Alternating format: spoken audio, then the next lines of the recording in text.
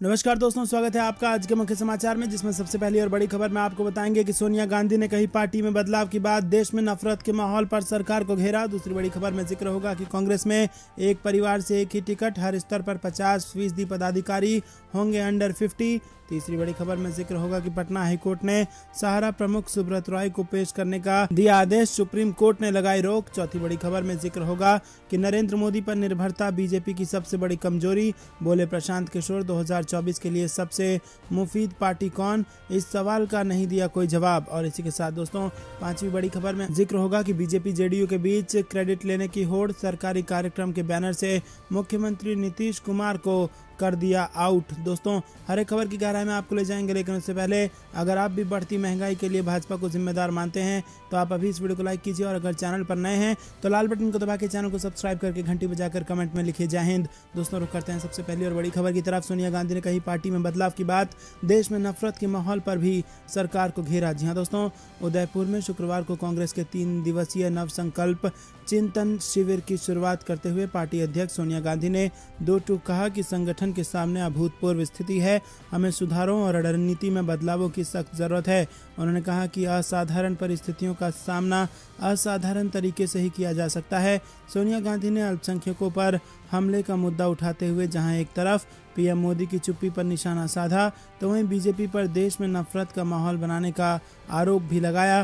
Congress working committee के अपने पिछले संदेश को दोहराते हुए सोनिया गांधी ने चिंतन शिविर में कहा कि पार्टी ने हमें बहुत कुछ दिया है, अब समय है कर्ज उतारने का। सोनिया गांधी ने कहा कि हमें निजी अपेक्षाओं को संगठन के हितों के अधीन रहना होगा। चिंतन शिविर में भाग ले रहे प्रतिनिधियों से सोनिया ने कहा कि अंदर खुलकर अपनी राय रखें, लेकिन बाहर केवल एक संदेश जाना चाहिए, संगठन की मजबूती और एकता का संदेश। दोस्तों रुक करते हैं अगली बड़ी खबर की तरफ। कांग्रेस में एक परिवार से एक ही टिकट, हर स्तर पर 50% पदाधिकारी होंगे अंडर 50। जी हाँ दोस्तों, कांग्रेस के नव संकल्प चिंतन शिविर में कई मुद्दों पर चर्चा होगी। इसमें वो प्रस्ताव अहम होंगे जो अलग अलग कमेटियों ने दिए हैं। इनमें एक परिवार के एक सदस्य को टिकट दिए जाने का प्रस्ताव अहम है। किसी व्यक्ति के पद पर रहने की अवधि भी 5 साल फिक्स करने का प्रस्ताव है। वहीं कांग्रेस के हर स्तर पर 50% पदाधिकारियों की उम्र 50 साल से कम रखने की बात भी कही गई है। कांग्रेस ने चिंतन शिविर के लिए महत्वाकांक्षी प्रस्ताव तैयार किया है, और इसके तहत कोई भी नेता 5 साल से अधिक किसी पद पर नहीं रहेगा। इतना ही नहीं, किसी पैराशूट उम्मीदवार को भी टिकट नहीं मिलेगा। नेताओं के रिश्तेदारों को पहले 5 साल तक पार्टी में काम करना होगा, उसके बाद ही उन्हें टिकट मिल सकेगा। इस फैसले को पार्टी पर लगने वाले परिवारवाद के आरोप का जवाब बताया जा रहा है। दोस्तों रुक करते हैं अगली बड़ी खबर की तरफ। पटना हाईकोर्ट ने सहारा प्रमुख सुब्रत रॉय को पेश करने का दिया आदेश, सुप्रीम कोर्ट ने लगाई रोक। जी हाँ दोस्तों, आपको बता दें कि सहारा इंडिया के सुब्रत रॉय शुक्रवार को पटना हाईकोर्ट में पेश नहीं हो पाए। अदालत ने उन्हें किसी भी हाल में पेश होने का आदेश दिया था, लेकिन बीमारी का हवाला देकर आने से इनकार कर दिया, तो कोर्ट ने नाराजगी जताई। नाराज हाईकोर्ट ने बिहार, दिल्ली और उत्तर प्रदेश के डीजीपी को सुब्रत रॉय को पेश करने का आदेश दिया है, और अगली सुनवाई 17 मई को होगी। इधर सुप्रीम कोर्ट ने अगले आदेश तक अंतरिम रोक लगा दी है। मामले में अगली सुनवाई 19 मई को होगी। बता दें कि एक दिन पहले पटना हाईकोर्ट ने सख्त लहजे में सुब्रत रॉय के वकील से कहा था कि सुब्रत रॉय कोर्ट से बड़े नहीं हो सकते, उन्हें हर हाल में आना ही होगा। दोस्तों रुक करते हैं अगली बड़ी खबर की तरफ। नरेंद्र मोदी पर निर्भरता बीजेपी की सबसे बड़ी कमजोरी, बोले प्रशांत किशोर। 2024 के लिए सबसे मुफीद पार्टी कौन, इस सवाल का नहीं दिया जवाब। जी हाँ दोस्तों, आपको बता दें कि जब उनसे पूछा गया कि 2024 में देश का नेतृत्व करने के लिए कौन सी पार्टी सबसे बेहतर होगी, तो वो इस सवाल को मुस्कुराते हुए टाल गए और कहा कि इसका फैसला जनता को करने दीजिए, चुनाव तो इसीलिए होते हैं और मत भी गुप्त रखा जाता है। रुक करते हैं अगली बड़ी खबर की तरफ। बीजेपी जेडीयू के बीच क्रेडिट लेने की होड़, सरकारी कार्यक्रम के बैनर से मुख्यमंत्री नीतीश कुमार को कर दिया आउट। जी हाँ दोस्तों, बिहार एनडीए में जेडीयू और बीजेपी के बीच अंदरूनी विवाद अब खुलकर सामने आने लगा है। बीजेपी ने एक सरकारी कार्यक्रम के पोस्टर से सूबे के मुख्यमंत्री नीतीश कुमार का चेहरा आउट कर दिया है, और इसको लेकर सियासी पारा हाई है। दरअसल पटना और भोजपुर जिले को जोड़ने वाले कोइलवर में बने 3 लेन सड़क पुल का 14 मई को उद्घाटन होना है। केंद्रीय मंत्री नितिन गडकरी इसका उद्घाटन करेंगे, जिसका पोस्टर पटना के आयकर गोलंबर गांधी मैदान सहित अन्य स्थानों पर लगाया गया है। इस पोस्टर से मुख्यमंत्री नीतीश कुमार का चेहरा गायब है। बिहार की मुख्य विपक्षी पार्टी आरजेडी ने इस पर चुटकी ली है और बिहार एनडीए में घमासान होने का दावा किया जा रहा है। वहीं बीजेपी नेता इस पर कुछ भी बोलने से बच रहे हैं।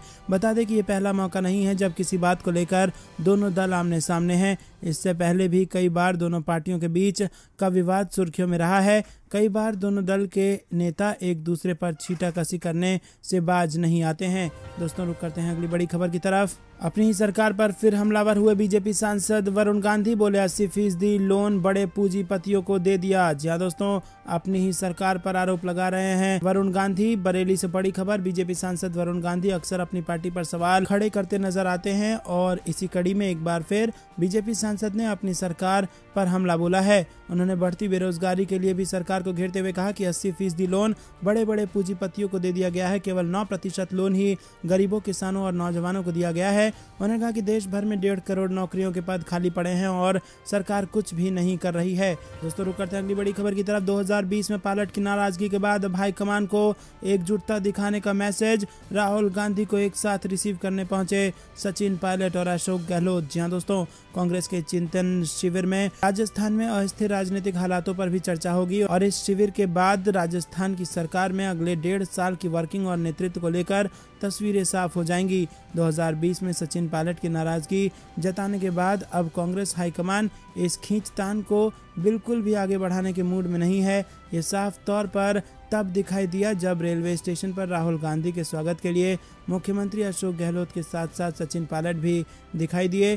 केसी वेणुगोपाल और अन्य नेताओं की मौजूदगी में पायलट और गहलोत की एक साथ मौजूद रहे और कोशिश ये मैसेज देने के लिए थी कि राजस्थान कांग्रेस में सब ठीक ठाक है। दोस्तों, रुक करते हैं अगली बड़ी खबर की तरफ। कश्मीरी पंडित की हत्या को लेकर शिवसेना नेता संजय राउत ने केंद्र सरकार को घेरा और दिया बड़ा बयान। जी हाँ दोस्तों, मध्य कश्मीर में आतंकवादियों द्वारा एक कश्मीरी पंडित की गोली मारकर हत्या कर दिए जाने के एक दिन बाद शिवसेना के नेता संजय राउत ने शुक्रवार को कहा कि अनुच्छेद 370 निरस्त किए जाने के बाद भी यदि ये समुदाय सुनिश्चित नहीं है तो केंद्र को कठोर कदम उठाने की आवश्यकता है। लश्कर-ए-तैयबा के 2 आतंकवादियों ने गुरुवार को बडगाम जिले के एक सरकारी कार्यालय में घुसकर राहुल भट्ट नामक कश्मीरी पंडित की गोली मारकर हत्या कर दी थी। भट्ट को कश्मीरी पंडित प्रवासियों के लिए विशेष रोजगार पैकेज के तहत तहसील कार्यालय में नौकरी मिली थी। दोस्तों, रुक करते हैं अगली बड़ी खबर की तरफ जो कि गुजरात से आ रही है। आम आदमी पार्टी ने तेज की चुनाव की तैयारियां। 15 मई से सभी 182 विधानसभा क्षेत्रों में जाएगी परिवर्तन यात्रा। जी हाँ दोस्तों, पंजाब विधानसभा चुनाव में बम्पर जीत के बाद अब आम आदमी पार्टी की निगाहें गुजरात में इस साल होने वाले विधानसभा चुनाव पर है। पार्टी ने इसको लेकर तैयारियां तेज कर दी हैं और आम आदमी पार्टी ने 15 मई से गुजरात में परिवर्तन यात्रा निकालने का फैसला लिया है। पार्टी परिवर्तन यात्रा की शुरुआत मंदिरों में दर्शन पूजन के साथ करेगी। आम आदमी पार्टी सभी 182 विधानसभा क्षेत्र में परिवर्तन यात्रा लेकर जाएगी और ये यात्रा ज़्यादातर बड़े गांव और कस्बों में पहुंचेगी और इस यात्रा को लेकर खास प्लान बनाया गया है। खास बात यह है कि इस यात्रा में आम आदमी पार्टी के कार्यकर्ता बढ़ चढ़कर हिस्सा लेंगे और नुक्कड़ नाटक, प्रभात फेरी और मशाला यात्रा निकालकर लोगों को पार्टी के पक्ष में वोट देने की अपील करेंगे। आपका कहना है कि इस 20 दिनों की यात्रा में 10 लाख लोग उनसे जुड़ेंगे और अपने विचार रखेंगे। रुक करते हैं अगली बड़ी खबर की तरफ। सुप्रीम कोर्ट के आदेश पर नेताओं में ट्विटर वॉर। किरण रिजिजू और पी चिदम्बरम आमने सामने। जी हाँ दोस्तों, कानून मंत्री किरण रिजिजू ने राजद्रोह कानून पर सुप्रीम कोर्ट के आदेश के बाद लक्ष्मण रेखा संबंधी उनके बयान पर सवाल उठाने वाले वरिष्ठ कांग्रेस नेता पी चिदम्बरम पर पलटवार किया है। केंद्रीय मंत्री ने अभिव्यक्ति की स्वतंत्रता और राजद्रोह के संबंध में जवाहरलाल नेहरू और इंदिरा गांधी सरकारों के फैसले का जिक्र किया है। राजद्रोह कानून पर अंतिम रोक लगाने संबंधी सुप्रीम कोर्ट के आदेश के बाद रिजिजू ने कार्यपालिका और न्यायपालिका समेत विभिन्न संस्थाओं के लिए लक्ष्मण रेखा की बात कही और कहा कि किसी को इसे पार नहीं करना चाहिए। रिजिजू की इस टिप्पणी पर प्रतिक्रिया व्यक्त करते हुए चिदम्बरम ने कहा कि भारत के कानून मंत्री को मनमाने ढंग से लक्ष्मण रेखा खींचने का कोई अधिकार नहीं है और उन्हें संविधान का अनुच्छेद 13 पढ़ना चाहिए। दोस्तों, रुक करते हैं अगले बड़े। भोजशाला सरस्वती मंदिर में रोके नमाज। हाईकोर्ट ने याचिका पर केंद्र समेत 8 लोगों को दिया नोटिस। और क्या है विवाद, ये आपको बता दें दोस्तों। पूरे देश में ताजमहल और ज्ञानव्यापी मस्जिद का मुद्दा गरमाया हुआ है। यह भी ठंडा भी नहीं हुआ था कि धार में भोजशाला के विवाद कोर्ट के दरवाजे पर पहुंच गया है। एमपी हाई कोर्ट की इंदौर पीठ ने इस याचिका को स्वीकार कर लिया है। याचिकाकर्ता ने कहा कि भोजशाला सरस्वती मंदिर है, यहां मुस्लिमों को नमाज पढ़ने से रोके। हाई कोर्ट की इंदौर पीठ ने याचिका स्वीकार कर 8 लोगों को नोटिस जारी किया है और इसमें केंद्र सरकार भी शामिल है। दरअसल धार स्थित भोजशाला का विवाद लंबे समय से चला आ रहा है, मगर हर सरस्वती पूजा के अवसर पर दोनों समुदाय के लोग सांप्रदायिक सौहार्द की शानदार मिसाल पेश करते हैं। एक तरफ मां सरस्वती की पूजा होती है तो दूसरी तरफ अजान होती है। दोनों धर्म के लोगों एक दूसरे की मदद करते हैं और इसी बीच एक हिंदू संगठन ने हाई कोर्ट की इंदौर पीठ में एक याचिका दायर की है और इसे हाई कोर्ट ने स्वीकार कर लिया है। दोस्तों, रुक करते हैं अगली बड़ी खबर की तरफ। कानपुर देहात में अवैध तरीके से शराब बेचते भाजपा मंडल अध्यक्ष का पुत्र गिरफ्तार, ज्यादा पैसे लेने पर हुआ था विवाद। जी हां दोस्तों, रसूलाबाद में भाजपा मंडल अध्यक्ष पुत्र को बारात में अवैध देसी शराब बेचते पुलिस ने गिरफ्तार कर लिया। उसका अधिक दाम में शराब बेचने को लेकर ग्रामीणों से विवाद हुआ था, जिसके बाद शिकायत कर पुलिस को अवैध शराब बिक्री की जानकारी और कार्रवाई करते हुए उसे गिरफ्तार कर लिया है। वहीं रसूलाबाद थाना क्षेत्र में खपरेमऊ गांव में एक किसान के यहां बारात आई हुई थी, जहां बुधवार रात बारातियों को भाजपा मंडल अध्यक्ष राम महेंद्र वर्मा के बेटे अनिल कुमार 100 रुपए में शराब बेच रहा था। इसको लेकर बारातियों से विवाद भी हुआ और इसके बाद थाने में इसकी शिकायत की गई और देर रात पुलिस पहुंची और एक पेटी शराब संग अनिल को पकड़ लिया गया। दोस्तों, रुक करते हैं अगली बड़ी खबर की तरफ, जिसमें आपको बता दें कि जोधपुर और भीलवाड़ा के बाद हनुमानगढ़ में सांप्रदायिक तनाव छेड़छाड़ से रोकने पर बवाल। जी हां दोस्तों, राजस्थान के हनुमानगढ़ जिले के नौहर शहर में 2 समुदायों में झड़प के बाद इलाके में तनाव बढ़ गया है। इस झड़प में विश्व हिंदू परिषद के ब्लॉक अध्यक्ष सतवीर सहारन घायल भी हुए हैं। तनाव के बाद जिला प्रशासन ने हनुमानगढ़ जिले के नौहर समेत 2 अन्य शहरों में इंटरनेट सेवाओं को बंद कर दिया गया है। वहीं पुलिस ने बताया कि सहारन को चोट आई है और उन्हें इलाज के लिए जिला अस्पताल रेफर किया गया है। नौहर के एडिशनल एसपी सुरेश जांगी ने कहा कि 2 समूह के बीच मामूली झड़प हुई, जिसमें एक व्यक्ति सतवीर घायल हो गया और उसे अस्पताल ले जाया गया। दोस्तों, रुक करते हैं अगली बड़ी खबर की तरफ। राहुल गांधी को अध्यक्ष बनाने के मूड में नेता चिंतन शिविर में उठाएंगे मांग। जी हां दोस्तों, कांग्रेस के चिंतन शिविर में 2024 चुनाव की तैयारियों और संगठन में सुधार जैसे मुद्दे मुख्य रूप से चर्चा का हिस्सा हो सकते हैं, लेकिन पार्टी के अध्यक्ष पद को लेकर भी बड़े मंथन की संभावना है। खबर है कि पार्टी के वरिष्ठ नेताओं ने राहुल गांधी को कमान सौंपने की मांग की है।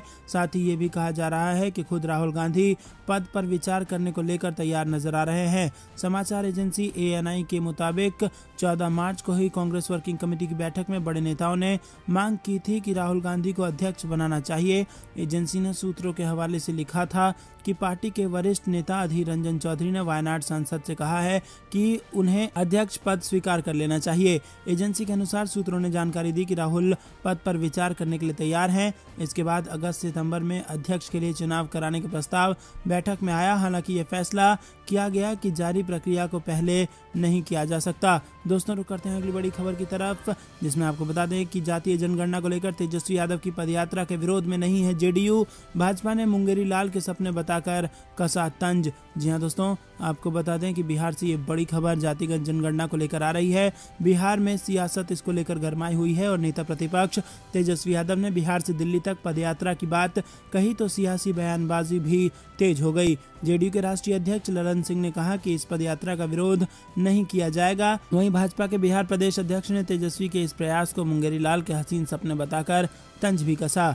भाजपा प्रदेश कार्यालय में बुधवार को मिलन समारोह में बेतिया जिला परिषद की पूर्व अध्यक्ष रेणु देवी समेत कई समर्थकों ने पार्टी की सदस्यता ग्रहण की और इस मौके पर प्रदेश अध्यक्ष डॉक्टर संजय जायसवाल ने नेता प्रतिपक्ष तेजस्वी यादव पर निशाना साधते हुए कहा कि वो मुंगेरी लाल के सपने देख रहे हैं। जहां तक उनके पदयात्रा करने का सवाल है तो अगर वो पैदल चलेंगे तो स्वास्थ्य अच्छा रहेगा।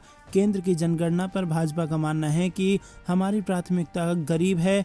केंद्र सरकार गरीबों के लिए योजना चलाती है। दोस्तों रुक करते हैं अगली बड़ी खबर की तरफ। ताजमहल विवाद में हाईकोर्ट ने याचिकाकर्ता को लगाई फटकार, कहा विषय पर पहले रिसर्च करें, कोई रोके तो हमारे पास आए। जी हां दोस्तों, आपको बता दें कि ताजमहल के बंद कमरों को खोलने की गुजारिश वाली याचिका पर हाईकोर्ट की लखनऊ पीठ में बृहस्पतिवार को सुनवाई हुई। सुनवाई के दौरान कोर्ट ने याचिकाकर्ता को फटकार लगाई और कहा कि जनहित याचिका की प्रणाली का दुरुपयोग न करें, अपने विषय पर पहले सही से रिसर्च करें। और कोर्ट ने यह भी कहा कि किसी भी विश्वविद्यालय में अपना नामांकन कराएं।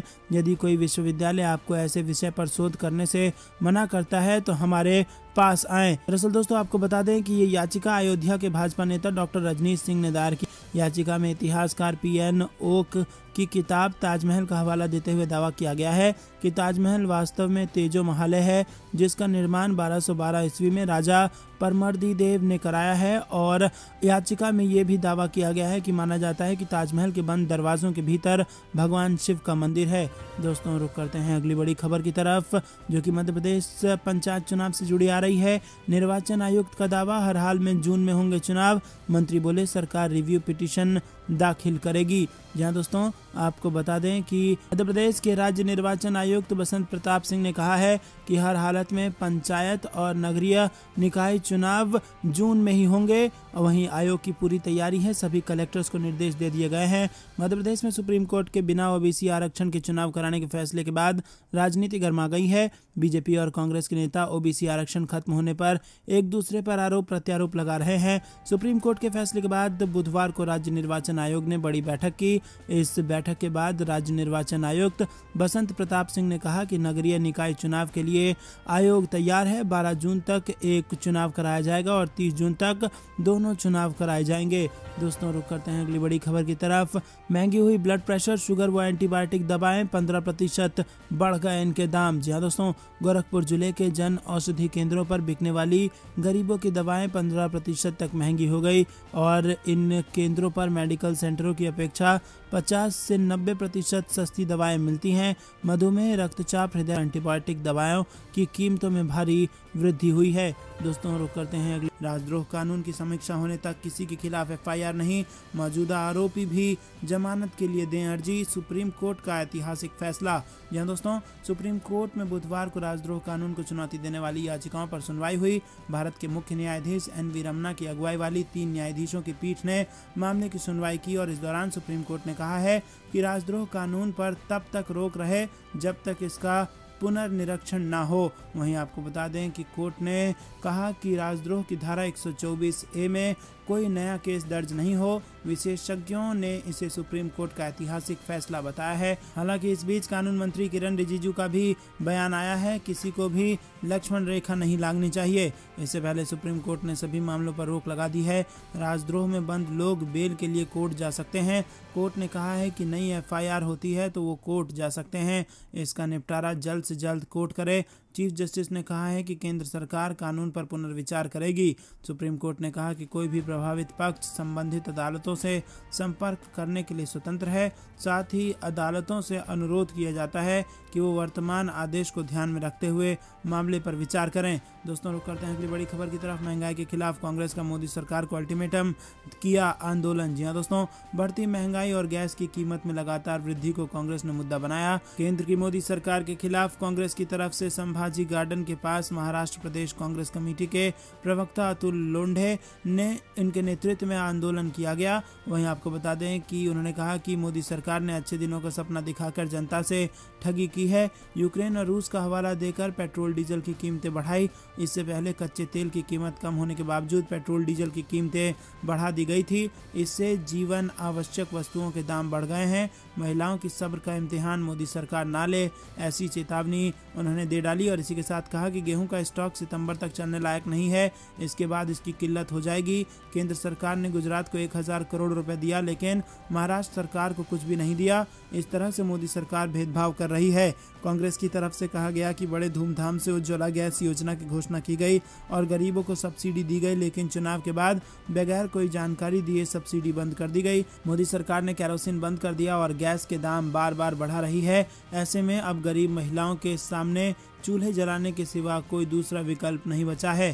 दोस्तों, रुक करते हैं अगली बड़ी खबर की तरफ। सच बोलना देशभक्ति है, देशद्रोह नहीं। राजद्रोह कानून पर रोक के बाद राहुल गांधी ने केंद्र पर साधा निशाना। जी हां दोस्तों, सुप्रीम कोर्ट ने राजद्रोह कानून के इस्तेमाल पर बुधवार को रोक लगा दी है। कोर्ट के इस फैसले के बाद कांग्रेस नेता राहुल गांधी ने केंद्र सरकार पर निशाना साधा है। राहुल गांधी ने कहा कि सच बोलना देशभक्ति है, देशद्रोह नहीं। राहुल गांधी ने राजद्रोह कानून पर रोक से संबंधित खबर को शेयर करते हुए ट्वीट किया और कहा कि ये जो सच बोलना है ये देशभक्ति है, देशद्रोह नहीं है। सच कहना देश प्रेम है, देशद्रोह नहीं है। ये सच सुनना राजधर्म है, सच कुचलना राजहट है, डरो मत। सुप्रीम कोर्ट ने राजद्रोह कानून यानी 124A के इस्तेमाल पर रोक लगाते हुए कहा कि पुनर्विचार तक इस कानून के तहत नया मामला दर्ज न किया जाए। केंद्र इसे लेकर राज्यों को निर्देश जारी करेगी। कोर्ट ने कहा इस कानून के तहत जो मामले लंबित हैं उन पर यथास्थिति रखी जाए और साथ ही कोर्ट ने कहा है कि जिनके खिलाफ राजद्रोह के आरोप